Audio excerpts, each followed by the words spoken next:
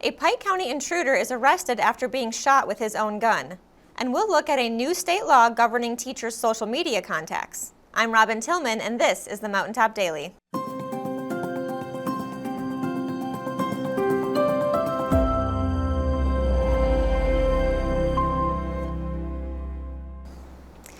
A Pike County man was arrested after a standoff in Elkhorn City, where police say he broke into a home and was shot with his own gun.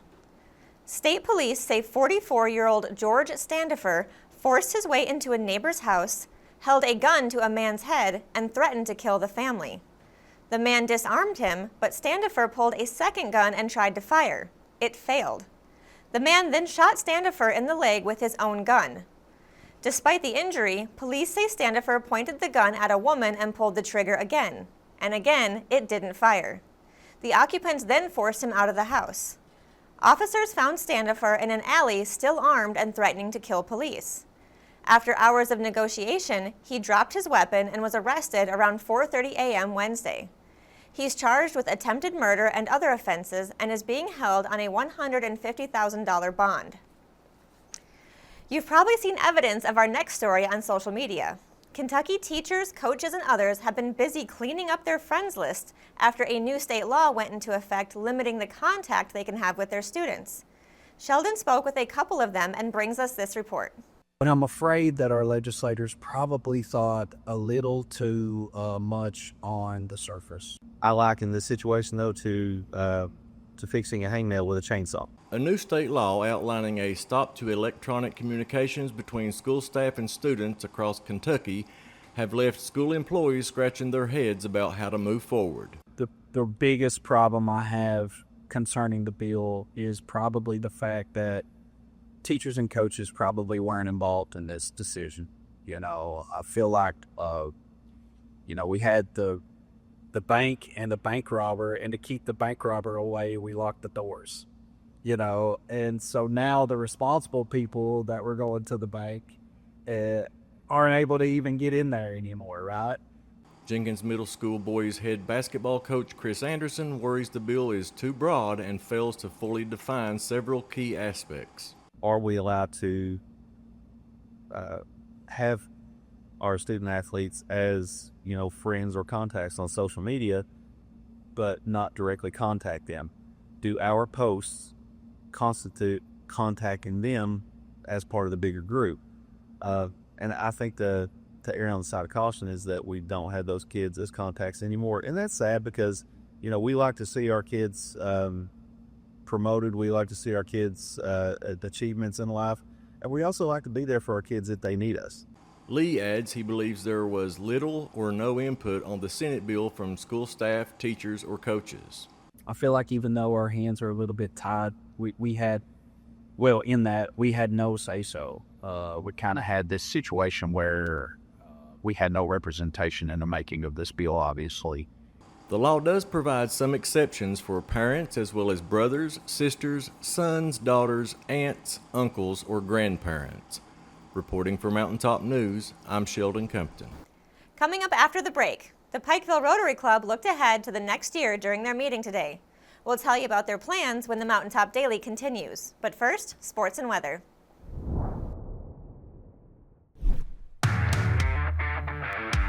With this Mountaintop Sports Report for Wednesday, I'm Brittany Rowe reporting. 3 Kentucky Wildcats have been named to the preseason All-Southeastern Conference team by Athlon Sports. Graduate offensive lineman Joshua Braun was named to the 3rd team, while senior inside linebacker Alex Safari Jr. and senior defensive back J.Q. Hardaway earned 4th team honors. Congratulations to these Kentucky football athletes. For the latest area high school and college sports news, remember to check us out at mountain-topsports.com or like and follow us on Facebook, X, and TikTok. Reporting for Mountaintop Sports, I'm Brittany Rowe. Have a great Wednesday, sports fans.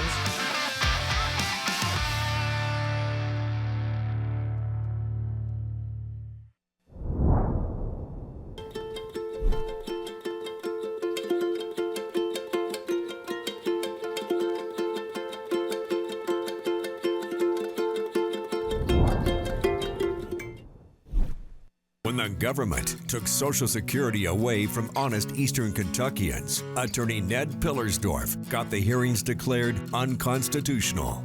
When the women guards were harassed at Little Sandy Jail, Ned fought back, securing a $1 million verdict at trial. And when the state tried to shut down Cordia School, Ned fought back and kept the school open. Attorney Ned Pillersdorf fights for the underdog, and he's ready to fight for you.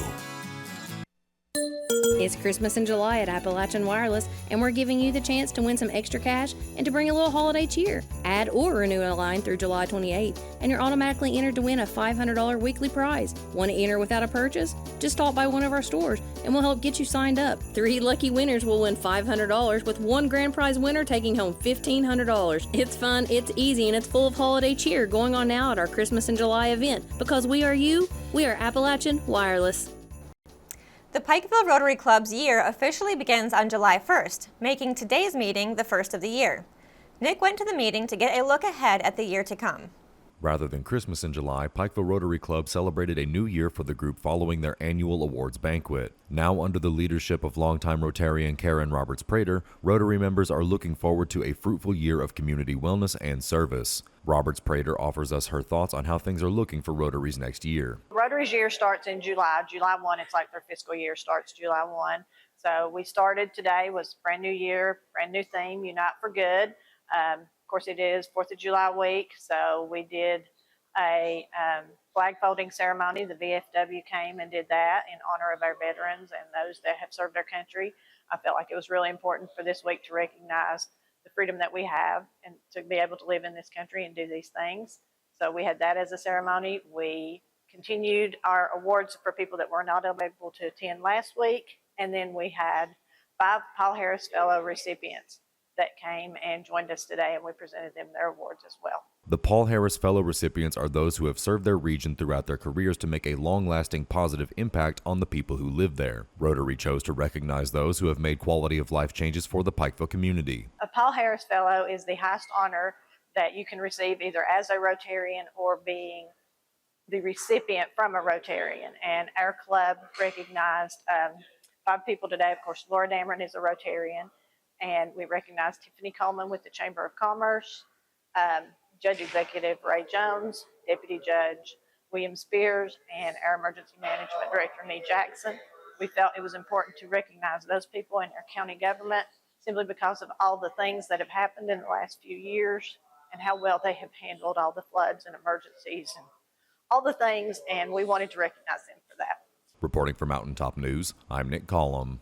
That will do it for this edition of the Mountaintop Daily. Be sure to check us out at 6 p.m. every weekday on Mountaintop TV, the Mountaintop TV app, and the Mountaintop News Facebook page. With your Mountaintop Daily, I'm Robin Tillman for Mountaintop News.